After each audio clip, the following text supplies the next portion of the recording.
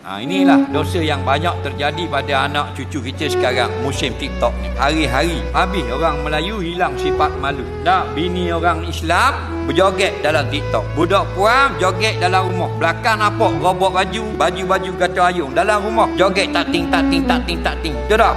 Ni 2024 dak joget dalam rumah dah. 5 orang, 8 orang, 10 orang anak dara. Faham? Di khalayak ramai joget. Atas roundabout, depan traffic light, depan hospital, depan pasar. Kat orang jual daging, dak malu sikit harang dah. Kenapa?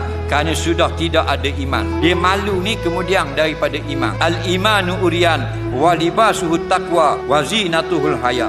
Iman itu telanjang, pakaiannya adalah takwa. Aksesori bagi iman itu rasa segan dengan orang lain.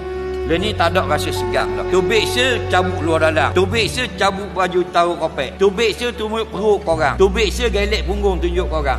Nak suruh orang tengok ramai daripada 15 riyal boleh 30 riyal sehari. Faham? Semua tu menempah api neraka jahanam belaka. Member of the hell, ahli neraka. Jadi kalau kita buat video-video untuk kita upload di dalam YouTube, dalam Instagram dan sebagai TikToknya, kalau kontennya kandungannya benda yang halal pada agama, silakan, hukumnya halal. Kalau kontennya kandungannya benda yang haram, contohnya nampak aurat, maka berdosa semua orang yang melihat, dan dosa yang paling banyak orang yang buat benda